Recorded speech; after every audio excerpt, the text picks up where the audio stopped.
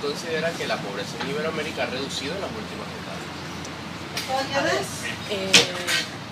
que esa respuesta para mí es muy difícil de contestar, porque una cosa es lo que uno puede leer de los indicadores y otra cosa es lo que yo creo que sucede realmente en los países. Te lo digo por nuestra experiencia, porque si nosotros leemos lo que reporta el gobierno nacional ante los institutos de alimentación o el Instituto de Estadística, nosotros debiéramos asegurar que efectivamente, por lo menos en nuestro caso Venezuela, la pobreza ha disminuido. Sin embargo, cuando uno sale a la calle, uno se da cuenta que eso no es lo que está sucediendo. Yo pudiera presumir, sin querer hacer un juicio de valor, que a lo mejor eso podría estar ocurriendo en otros países. Si hablamos, por ejemplo, de España, si hablamos de los países de habla hispana, yo no sé si los niveles de pobreza se manejan diferente a como se manejan en Latinoamérica. Pudiésemos pensar que en países como Chile probablemente se ha disminuido, a lo mejor en países como Brasil. Yo no creo, por ejemplo, en países como en Centroamérica, en donde sabemos que la pobreza en Centroamérica es galopante, si realmente ha bajado. O sea que yo poder asegurar que creo que sí, no. Bueno, en este momento nos encontramos con un estudiante de la Universidad Monte Ávila llamado Kevin Brito, es estudiante de segundo año en Derecho y nos va a responder igualmente. En Iberoamérica, ¿piensas que se ha reducido la pobreza en las últimas décadas? ¿Y por qué, según tu criterio? Bueno, a mi criterio no. A mi criterio la pobreza ha llegado hasta límites, más que todos los países del tercer mundo, que es la mayoría, en Latinoamérica, niveles nunca antes vistos. Particularmente aquí en Venezuela, es verdad que hay algunos países que han tratado de solventar sus problemas con la pobreza, como el de Perú actualmente con Ollantumala, que está procediendo por terminar su gestión de gobierno, pero todavía quedan grandes exabruptos en cuanto a los niveles de pobreza en Latinoamérica. Okay. Muchísimas gracias. ¿Iberoamérica ha reducido la pobreza en las últimas décadas? Cuéntenos un poco de esto, profesor. Mira, en realidad no manejo mucho el tema del desarrollo económico de Iberoamérica. Sin embargo, jugar por la información que pueden encontrar en la prensa, en los medios de comunicación, algunos países han visto reducida la pobreza. Por ejemplo, Brasil ha sido uno de los países que ha reducido la pobreza. Si nos dejamos llevar por la información que decía nuestro presidente, avalada por organismos internacionales, que la pobreza extrema en Venezuela también bajó, podría decirte que sí. Sin embargo, para ahondar en un tema tan álgido o con una mayor conocimiento del tema, necesitaría investigar más. Lo que te puedo decir es que si ha mejorado se ha reducido la pobreza en Iberoamérica, en Venezuela ha sido uno de los países en que menos se ha reducido. Tomando en cuenta como los modelos políticos que tienen los países iberoamericanos, ¿cree que el socialismo o el supuesto ideal del socialismo y revoluciones ha influido en el incremento de la pobreza? Mira, yo creo que más que el socialismo, creo que las prácticas socialistas que se han tratado de implementar dentro del país, que de socialista nada más tienen el nombre, pues, porque ni siquiera China, que es lo más socialista que hay en el mundo, económicamente manejan una teoría totalmente distinta. ¿Pero qué es Iberoamérica? Iberoamérica es la palabra utilizada para describir aquel conjunto de países que fueron colonias de España y Portugal. Esto se debe a que España y Portugal son los que forman la península ibérica. Por lo tanto, de una manera general, Iberoamérica es un término que hace referencia a las naciones americanas que lograron su independencia de España y Portugal. Por lo tanto, cada una de las personas nacidas o naturalizadas en estos territorios se les clasifica como iberoamericanos. El territorio iberoamericano abarca alrededor de 18 millones de kilómetros cuadrados, que comprende desde México hasta Argentina, sin contar aquellos países que no fueron colonias de Portugal y España, puesto que el territorio iberoamericano son aquellos países que fueron colonias de España y Portugal. Los idiomas que destacan son el español y el portugués. Pobreza en Paraguay.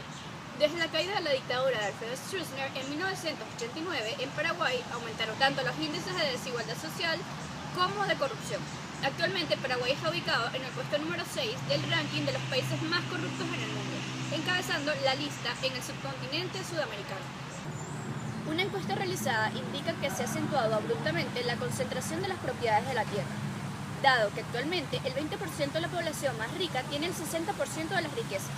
También que alrededor de 400.000 familias no cuentan con tierras para cultivar, que 2.324.000 personas viven bajo la línea de la pobreza y que el 37,4% de la población económicamente activa tiene problemas de empleo y que los adolescentes de más de 15 años llegan al 7% a nivel nacional, entre otras cosas. Paraguay es la nación que tiene un menor presupuesto para destinar a los gastos sociales para poder combatir la extrema pobreza en toda América Latina.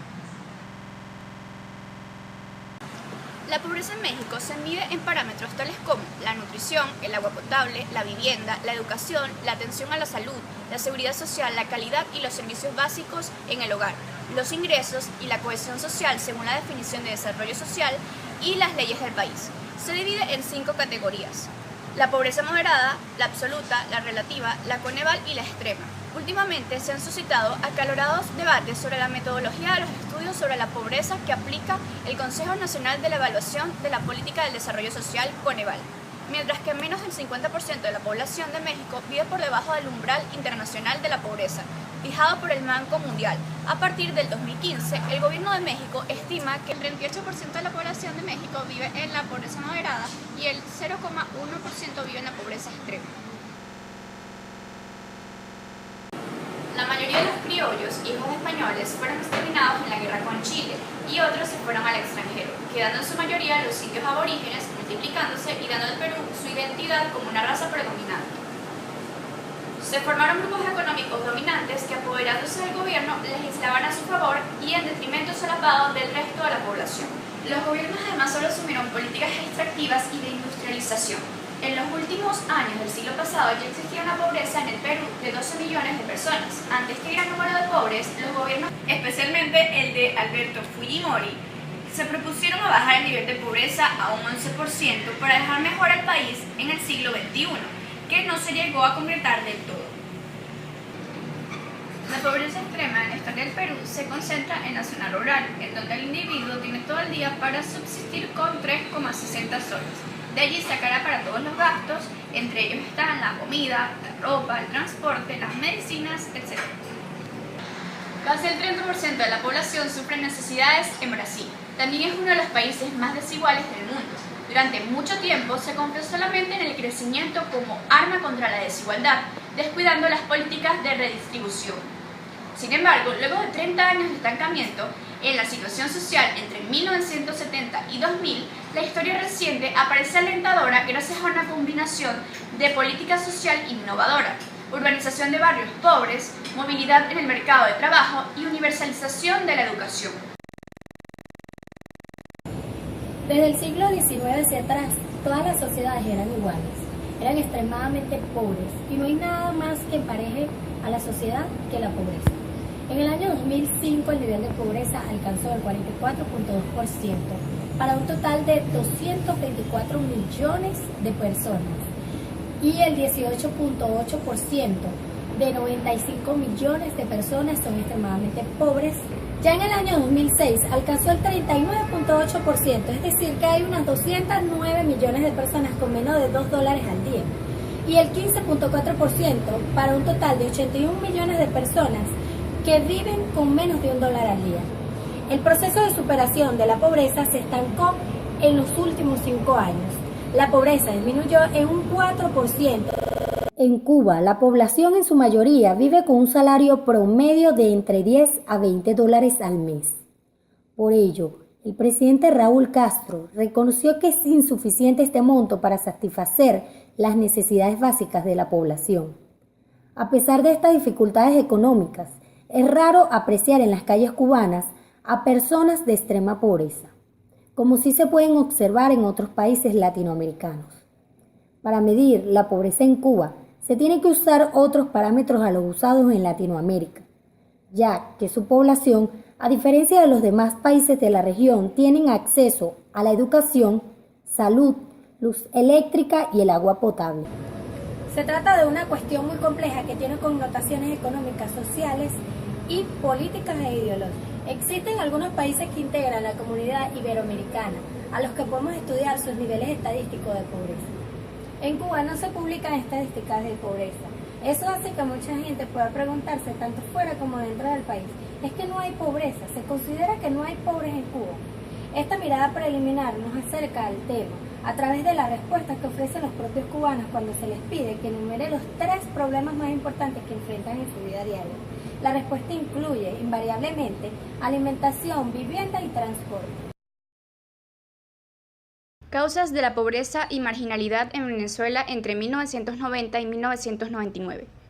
El empobrecimiento sistemático en la década pasada contribuyó al aumento en los índices de pobreza de esta década.